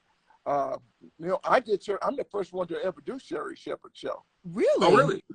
Yes, Okay. yes. And then went out in some places, it's the makeup show. If there's a problem with receiving it, the feed, they use that show. So it's played all over the country in different markets. So that was the show that if Sherry is sick or anything like that happens, boom, that goes in there. But I hope I do it next week if I'm ready for it. Oh. So I got to write them jokes. That's what I'm sitting here. What can I talk about? I can talk about what? Living in LA. I can talk about, well, I've been doing it for, hell, I can just talk like I'm talking now. And talk about that, the animal print joke. Well, let me see. Would that go over well over there? I like the animal print joke. I'll do it because I'm, you know, you can't be afraid to do it. You gotta sell it. Okay. Yeah. Because I'm fat myself, so I can end up with talking about, I need to go and look at me with my big fat ass. So. Well, listen, yeah. You think I should talk about Sherry because I was on the airplane when Sherry had a little baby? What's the boy, Jeffrey? Yeah. I was with her when she had the baby, and the baby was about a year old, and I looked at Jeffrey and go, that baby got buttermilk, chocolate milk, skim milk, almond milk. Oh, George. Oh my God. Oh. I won't do this. Well, whatever you do, just be careful. Run the jokes by me, and I'll help you out. Okay? You can run it by me and Rick. Okay, we just did the joke about the 5. Oh, let me tell you about the 5 white people I hate. Oh my gosh. Of course, number 45, I hate him. I hate Marjorie Taylor Greene. You know who I hate, Rick? Who's that? From the white guy from Ohio, Jim Jordan. Is that him? Is it a politician? Jim Jordan. He's a little guy, Republican, talk real fast. Oh yeah, yeah. He was caught up in the scheme with the boys' sex when he was coaching at Ohio State. Right. And the 4th person I hate, white person, is Judge Clarence Thomas, and number 5 is. Well, he's not white, George. He's not. Clarence Thomas is not white. The hell he ain't. Did you send me to the show? Did you send me to the show Atlanta? Yes. Donald Glover let me write my own lines, and somebody called him, called the white boy Clarence Thomas. I said, you didn't have to do that. He ain't that white.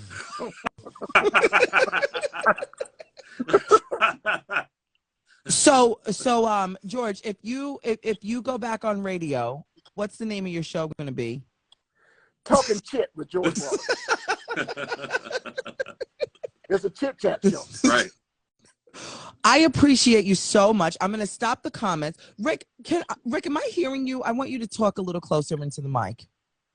Hello? Well, Can you hear me? I don't hear him well either. But Yeah, Rick, I'm not hearing you. I was trying to type you in our back channel. I'm not hearing you as special as we should. Yeah. Really? Oh. Christian Walker is the new Clarence Thomas. People are still. I like this. I like the comments. Oh, you like the comments? We have been having. We've been having a ball. Well, have you thought about doing a podcast? I love to, but it's work, and I would have to report in all the time.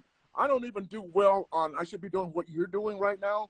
I don't even do well on Instagram, reporting in live every day. All I got to do is talk shit. That's it. Just say my thoughts. But I'm an older guy. That's the new resolution that I have to do this year. Go on live and just leave my thoughts, because every day I have something to say about something. Yeah. Just like like the other day, I'm pissed off about. You ever get a fruit salad? Mm-hmm. A poop salad? A what salad? A fruit salad. Fruit salad. Yeah. A fruit salad. I'm pissed off, but don't keep putting those little green things. What do you call it? The honeydew melon. Nobody likes no honeydew melon. Put some more strawberries and pineapple in the damn thing. I love honeydew. It's a filler. They're all fillers. That's all it is. Give me more strawberries, even cantaloupe, watermelon, and strawberries, mango. I don't like the green honeydew. Keep your green stuff. It's a filler. Nobody likes it. You've never had. Okay. Wait, Mr. Wallace. Let me tell you a story. So my 13-year-old son, we go to the grocery store, and he sees a jackfruit, and he's like, "Mom, not a jackfruit. Excuse me. What was it, Rick?" It's a jackfruit. You're talking about what? What is it? What is a jackfruit? No, the thing that I ate the other day. Remember, I was on the phone with you, it was a jackfruit, and it was Lisa. What is it? So anyway, it's like pink, and you cut it, and it looks like it has like black seeds on the inside, and you can eat it with a spoon. Anyhow, that's a tropical dragon fruit. A dragon fruit. It was a dragon fruit. So I sit there and I'm eating it, and let me tell you something. I'm from the island. I'm first generation American. My family's from the islands, so it was the first time I remember eating it. You have to try dragon fruit. It gives you superpowers. Oh, really? Okay, I'll try it. It's so good. The green one. What do you call the green one with the key? A kiwi. A kiwi. You're talking about. I just tried the kiwi. Yeah, it's no big deal. Do you like avocado? Hell no. That's baby doo doo. Avocado. Let me tell you something. Have you ever seen avocado when they make it as green stuff? Right. Oh my God, I would never eat that. So you don't like guacamole? Oh, hell no. I've got okay. I'm gonna make a list of things to do with George, and now I've got to. You're making a list for nothing, because I'm not gonna eat no guacamole. I don't give a damn what you do. I'm gonna make you matzo ball soup. We're gonna eat avocado. I'm gonna make you some good avocado toast. Oh, George. There you go. No, I don't eat the avocado. I don't eat that. I don't eat the avocado. Don't like avocado either. Nope. Oh man. Let me tell you something. I've never eaten a bagel in my life. You're joking. Are you serious? I don't like biscuits, because biscuits is just gumbo, just bread. You're from the South, like George. How you not have a biscuit before? I eat grits, but I've never liked biscuits because it's just bread. I don't like it. A lot of people eat bread sandwiches when we were kids, but no, I don't. What's like a bread that. sandwich? I think a bagel is the same thing as a biscuit, just dough bread. No, but you know what you do with the bagel? First of all, coming from New York, I need you to come with me to the bagel factory in New York and have a good, fresh New York bagel straight from the machine. I live in New York, Florine. What do you call you, Florine? I live in New York. I live on the Upper West Side, H&H. I know where the best bagels are. Yes, and George, here's what you do. You hold the bagel in one hand, you take your pointer finger, and you dig in the middle, and you just, and with like nice butter. Wait, do so that good. again?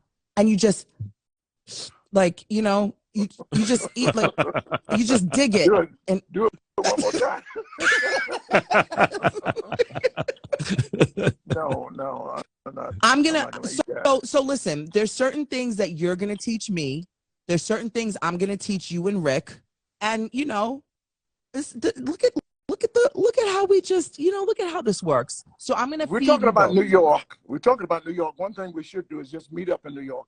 I'm encouraging all of my friends with kids now to take their kids to New York to go to Broadway. I think it's so important for Black kids to see Broadway. It just changes your life. And that's an educational thing everybody should do if you get a chance to do it. Did Yes. you take your kids to New York to Broadway yet? My daughter's been in Broadway, George. Your daughter's in Broadway? She's actually a graduate of the Juilliard School. So her first Broadway show was Cirque du Soleil Paramore. That's fantastic. So That's she dances, fantastic. she's a choreographer and all that stuff. Yeah.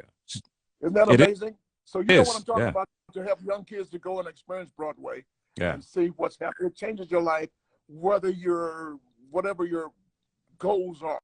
Right. It could be education, but the Broadway changes your life. Yeah, I left New York when they were younger, so I look forward to now that they're older and they're able to remember their experiences. I look forward to doing that. So when they travel, it's going to be great. So make sure they do that. They'll never forget you for traveling to New York, going to Broadway, eating nice dinners, and I'm trying. It's not time to take them to a nice restaurant because they may not appreciate a $75 steak. They don't need a $75. They steak. definitely do appreciate. They are at that age where memories are retaining, so they definitely do appreciate things now. They're 10 and 13, so of course, they're at that age where it's time to start doing these memorable classic things, and teaching them. You tell them I want them to enjoy all of those things, but one thing I don't want them to do because they're turning 13, 14, 15, no talking back. Oh, yeah. That's right. They're going to do it no matter what, because when I was 18, you couldn't tell me shit. I thought I knew everything. And once you get older, you go like, oh, now I know what you're talking about. Yeah. Now I know what they're talking about. But you think you know everything at 18, you don't know nothing. I definitely have respectful children. I do. So I thank you for that piece of advice. It's just us. You know what I'm saying? So they really, they tell me a lot of times, they said, Mom, we're lucky to have you because you're fun and you're serious. Cool. Yeah. That's so cool. I never had a chance to say that. I never had a chance to tell my dad and parents I love them. And, it was a Southern way at the time. They know, but I know they knew I loved them, and I know they never said it to me that much either. So I love you, George. I love you, and there's absolutely nothing you can do about it because my love for you does not require your permission. I love that. I love that. I love that. You're gonna make me cry. I don't care. But George, you know what? When you asked me if I took my kids to Broadway yet and stuff like that, and I said no. You know what I have done, and you know what they do. My boys eat bagels. That's really good. I like that. I think you should experience things like that. And I need to learn to going to different countries. Like when I go to Japan, you know where I eat? McDonald's. What do you eat, George? KFC, Haagen-Dazs ice cream, and Pizza Hut. They got some foods over there that move in Japan. Now, China's pretty good. They got some good food in China. Do you like sushi? Hell no. Are you kidding? Why not, George? Why don't you like sushi? This raw salmon is raw fish. It's so good. Listen, I am going to teach you so much. I'm on a mission to have you try all of these foods. On a mission. You know what? I might try the sushi because I like the tempura. Is that what it's called? Tempura. Yeah. That's the one that's fried, okay. right? Isn't it like the fried shrimp on it or something like that? Yeah. Yes. I'm from the South. You fry anything in the South. Exactly. I'm gonna stop the comments right now, everybody, because I want to see George's whole face. So I'm just gonna turn the comments off. Give me 2 seconds. Bad because I haven't been out for a while. You haven't been out for a while? George. You look great, George. So George, right there. I like that camera angle. George, we're gonna take a photo, okay? Okay. So let's let me fluff my hair up a little bit. Hold on, George. I got to put lip gloss on because I want this. This is our first picture together. Oh, he's putting his. Wait, hell. Let me join in. Let me join into it too. Pineapple. Mine is strawberry kiss. Mine is cherry. All right. Look, we're a smoothie. We're a smoothie right now. Put it all together. That's exactly right. Okay. How do I get to read the comment? I love the comments. I'm going to turn them back on. But right now, I just wanted us to be in a full screen by ourselves so that we can take a photo. I'm going to turn it back on. Okay, ready? 1, 2, 3. Okay, You look so good. one more thank you. One more pose. 1, 2, 3. Okay, perfect. Always got to put my little finger in it. People say, put your finger down. Here's all the comments. They're coming back. That's You sashimi. You like literally are amazing. Well, I love you. I so said much. that 1,000 no sushi times. for me. No sushi. Okay. They have cooked sushi. They have cooked Then it's not sushi, cooked. okay. Then it's not sushi if it's cooked. Okay, glossy game. Glossy. Because gang. She called because the lip stuff we're putting on George. She called it glossy game. Oh, okay, that's cool. So, Young. What's your favorite color? I was gonna have to go with blue. Okay. And then burgundy. I would go with blue and then burgundy. Blue. Okay. Blue and burgundy. Blue and burgundy. Okay, everybody, you know what to do. So watch this, George. In about 4 seconds, you're gonna see a sea of blue in any second, and they're rolling in slowly. IG has a little delay. So okay, so where are you now, and where can we find you, and what are you doing right now today? Look at that blue. First of all, I love you in blue and I love you in red. But most of all, I love you in blue. Let me go put a blue shirt on. I have the perfect blue shirt too. Where can we? I don't think Rick, she didn't even get that joke. Here's a joke. I'm gonna do the joke over, Natasha. Yes. I love you in blue, and I love you in red. But most of all, I love you in blue. Okay. Help me. George. Yeah. She'll get it in 5 months. She go, oh, I get it now. Yeah, okay, yeah. we won't even tell her the joke. In 5 Rose months. working in a white badge. Okay, that's oh man, somebody's sending you some money. That's blue, blue, blue. Look at the blue hearts. Okay, bad. Up. This is so bad because in my brain, I feel like you should have been saying something else. But okay, just don't. Well, the people in the old Natasha people are going, I don't get it either. I was gonna say I love you in blue, I love you in red, but most of all, I love you in blue. Bed. Blue. In I got something for you, Natasha. in blue. Okay. What color is that? Baby, that's Tiffany Blue. Hello. My address is. I accept that. I like that. I want to be in blue. See, if you were a committee, you would say my address is blue. My address is blue. You can, yup. See, I'm not the only one, but I like Tiffany Blue. So hello. If you need all I love these people. There you go. Kimmy May, how are you? I love these people. Oh my God, this is so cool. Thank you. We're cool. We're a cool group over here. I'd like to say. You know the Tiffany Blue. There she goes. That's so cool. Now I know the but Tiffany Blue. Turquoise is up there. Tiffany.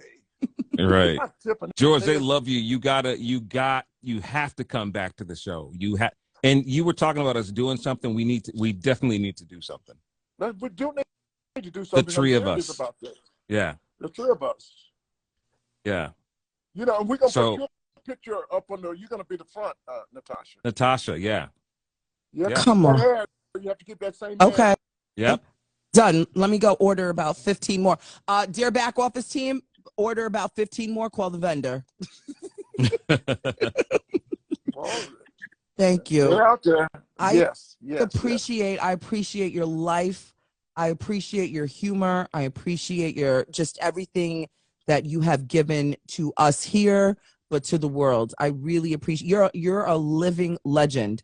You really are. Thank you so much. There's a lady also in Kansas City that's listening to us. She's my sales rep, and people are texting me from all over the place right now. So this is cool. So and nobody knows we're on. I apologize. We have to promote it more the next time, and we're gonna have some fun. The numbers are growing as we stay on, I Yeah. know people. Yeah. The word is spreading out. So you definitely, I would love if you can promise me that you come back How and we talk. often are you gonna do this so we could do like maybe every Monday or something like that? I would George, love she's to. on. She's on every night. She's on Monday through Friday. She does 2 shows. One at 8 a.m. Eastern, and then another one at 9 a.m. Eastern, Monday through Friday. Every day, 2 shows, 1 host, every single weekday. That's one. And even if I only do like a segment, you know, Rick, Mm-hmm. it'd be nice. Yeah, Do in some of my segments, okay? absolutely. And we'll do a segment called "Talking Shit" with George Wallace. I would. Yeah. Are you being Are you serious? Yeah, because I need to do this. Oh, You need to do this, George. I would be so Yeah. My boss honored. Rick is there. He's telling me we need to do this. Yeah. And America, you know, I've been asking. My manager's been on my butt for so long. Would you please do a podcast? And I would love to do it. And the way I feel And right now, I'll produce it for you, George. see, it's a real show. You see? Mm-hmm. No, what do you mean produce? But you'll be there with us, right? I can be there with you. I can do it remotely. I can make sure it sounds great. That's what I'm gonna do. Let's do that. Listen, George, you have been a part of my life for 25, 30 years now. And Yeah. you've been an inspiration. You've been a great friend. I've been the voice of all your shows, man. I really wanted to do this because I wanted to honor you, and I think you need your flowers. You don't get them enough, and you deserve it here. And I knew that Natasha would be the great host for you tonight, just so people can see the great man that I've known all these years. So thank you, George. I love you, man. Thank you Yeah. much. Same thing with you. Mhm. You asking me to do it. Did I hesitate at all? Not at Because all. Rick is the man. Yeah. So, you know, when you love somebody, you just, you know, it's back and forth. What do they call that? It's Chemistry? reciprocity. Reciprocal. Yes. Reciprocal or whatever, however they say it. Reciprocal. Reciprocal. Reciprocal. Yeah. Now you see what I learned. Was it reciprocity? Reciprocity. Yeah. Yeah. To Oh, reciprocate. To To reciprocate. reciprocate. Yeah. Yeah. I can't even breathe. Why? Let me undo my Oh, suspenders. you will keep holding it. You will breathe. you will breathe. George, Yeah. This is wow, did everybody hear that and see that at the same time as me? Did The you reason see I it? like to do it Monday night is because so much happens over the weekend. Yeah. Okay. The numbers keep growing. So now you don't want to go. Well, George, listen, do you know, I would love to invite you to dinner. I wish you were here. I made curry chicken for dinner.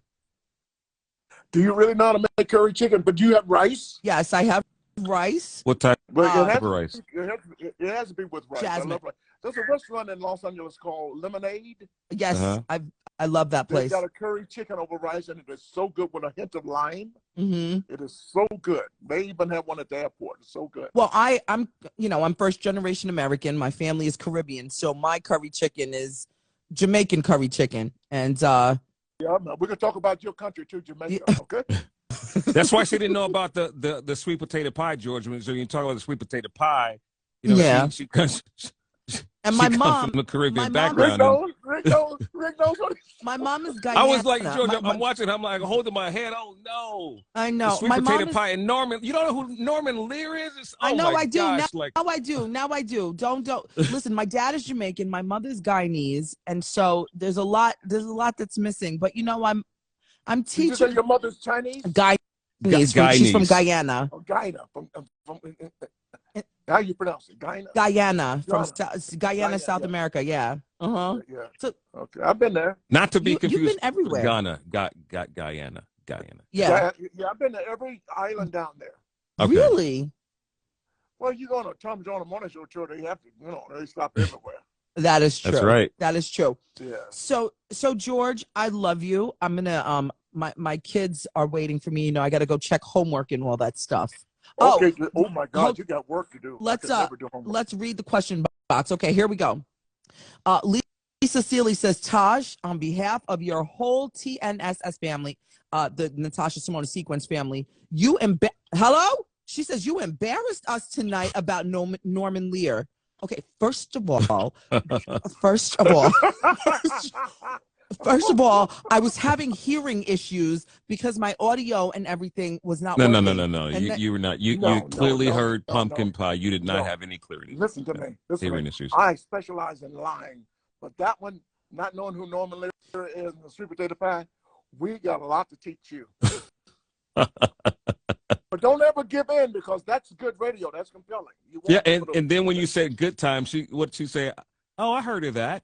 No, was like- I know Good Times. But you So said what- you you heard know- of it. No, but I didn't say I heard of it. You Run the did. tape back. You no, say, oh yeah, no, I heard I of said that. I know that one. Go run the tape back. Oh, okay, I know that. Yes, because I No, watch Good You Times. should know it though. Now, listen to me.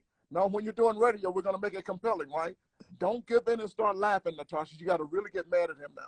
No, And you because might walk let me tell out. you something might about walk Rick. that way. Because Rick always talks about, how young I am. I'm young enough to be his daughter and stuff like that. Rick, let me explain something to you, okay? Yeah. I know a lot of things more than you. And just because you were born in the 50s and you know certain TV shows, you got to know more than me. You've been in broadcasting way too long. Here's Natasha, right? 37 years old. I'm going to be 55 this year. She goes, Rick, do you know that most of the fresh food is on the outside of the grocery store? I go, Natasha, I've lived 55 years. Of course I know that. Yeah, but you never went shopping for yourself. Yes, I bet you don't know. She thinks she knows so much. Why is the milk and the eggs in the back, Natasha? I don't know. Because the chickens and stuff were back there. So they could milk the chicken and Oh, this is gonna be great. This is gonna be Right. Wait, so you're just not gonna tell me? because No, we're you gonna can't tell learn her. together. Can't tell her. There's some things you know that I don't Yeah. know. Yeah. It's make people walk through the store, to go to the back of the store to get something. It's a what do you call it? Compulsive shopping. To buy other items as they're on the way. I go to the grocery store the other night. I went to get some fried chicken at Publix. Now, Publix is a grocery store in Florida that put KFC out of business. They got a fried chicken there that put KFC out of it. That's how good the chicken is. Yes. You go in there to buy $9 worth of chicken, you walk out with $150 worth of groceries. Yeah. No, you're not lying. Let me tell you something. I went to the grocery store the other day. I was talking about it on the show. Eggs in California right now, I spent $14 on eggs. It's very expensive. Bread is $7.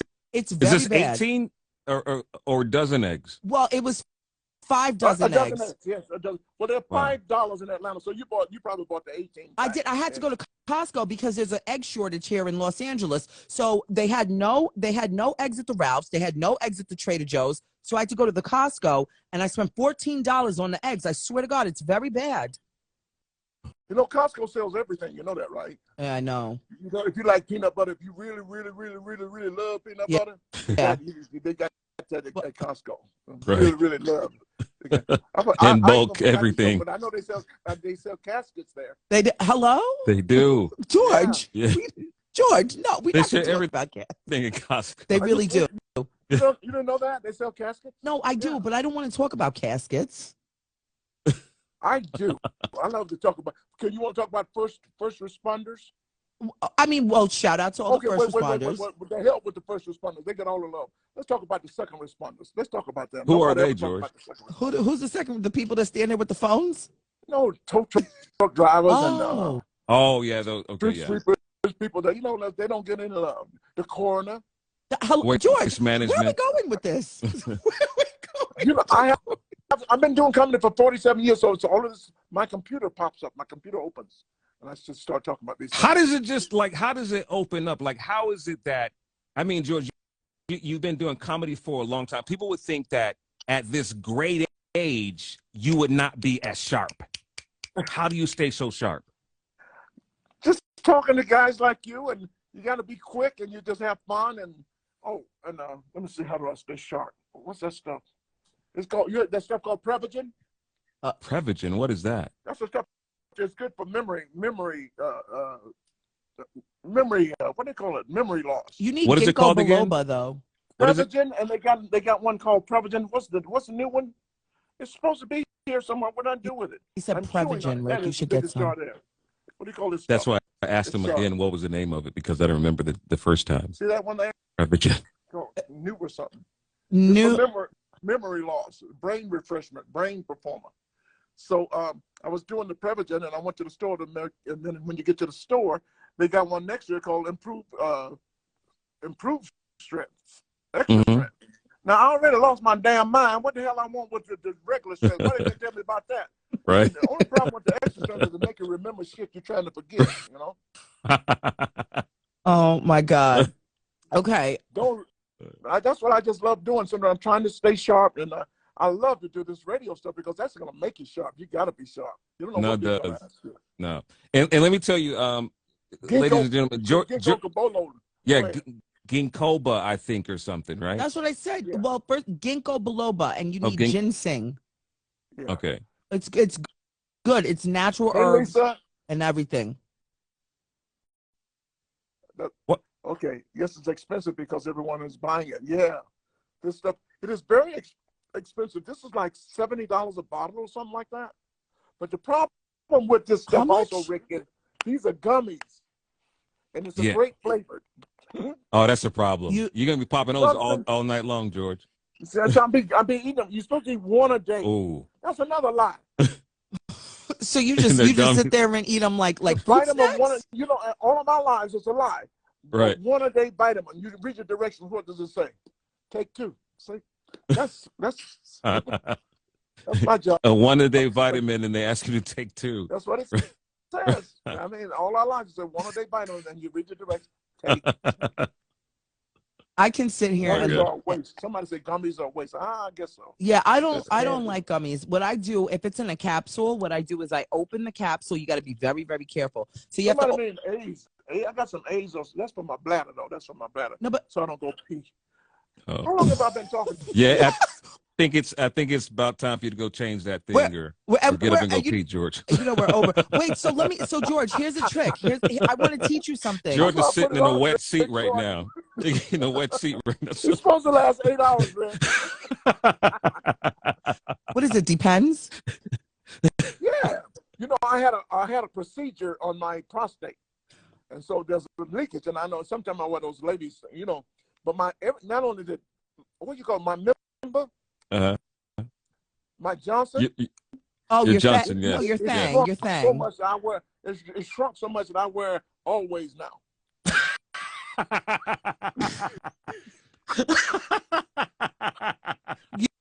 Do you wear it with the wings or no wings? With wings.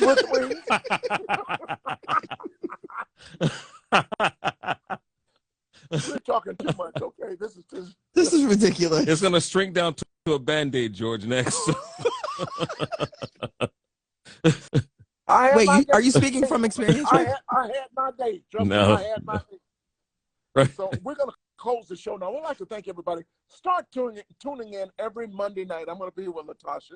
We're gonna have some Natasha, and we're gonna have some fun with Rick. And I don't know when you want to start this, but we're gonna have some fun. So look out, Natasha. And her guest will be none other than Dr. Wallace. And people can ask us questions and all kind of crazy stuff. Y'all heard this, right? Y'all heard this. All right, we're gonna call you, George, tomorrow, and we're gonna talk about the details in this. This is gonna be great. Okay. Oh my gosh. Right. Yes. I'm gonna pee myself. I gotta go. I gotta pee too. You know what I took today? George is not going to let you get off. He's not going to let you get off. I'm sorry. But see, I did. I'm not going to lie to you. I took an X-Lax today. And I was sitting here talking to you a few minutes ago going like, I think I got gas. We don't need you charting on the show, George. What made you? What made you take an X-Lax? Are you like preparing to go somewhere and you got to fit a suit? No, every now and then I eat a lot of food. I'm going, there's too much food in me. Maybe it's still in me, maybe it's not. I eat a lot of salad, so maybe that turns into water. The salad is like a broom. Like, so when you eat salads, you know, we were taught to eat salads backwards. You know, when you go to a really nice function, you have the salad first. You're really supposed to eat the greens last because the greens is like a broom and it sweeps your food down. They do that in Italy a lot, yeah. I be knowing. Yeah. Why don't you become a doctor or a pharmacist or something? Who, me? You, yeah. I talk too goddamn much. You do. Everybody is a yeah, pharmacist. Did you know everybody is a pharmacist, Rick? Especially in the neighborhood I grew up in. You tell somebody, you call any of your friends right now, and tell them, I don't feel too good. There's something in my chest. Everybody's got a damn remedy. What you need to do is shut the fuck up. That's what you need to do. George, goodbye, George. Thank you. We appreciate you. George, Hey, we'll George, talk. We love you. We love you. We're gonna talk tomorrow, okay? We'll talk tomorrow. Bye, George. Ladies and gentlemen, Yes. the man, the myth, the legend, the one and only George Wallace. Natasha, that's where you're supposed to play the theme song right now. Push the theme song right now. Ladies and gentlemen, the man you came to see, George Wallace. George Wallace. I'm gonna move Good night, very everybody. quickly, I'm so as George they Wallace. used to I tell love us you. in school, We'll get see your you next thinking Monday. caps on. Call your friends and George Wallace. Come on and make me I'm gonna go take my George Wallace. When them old big head boys. Come on and make me jump.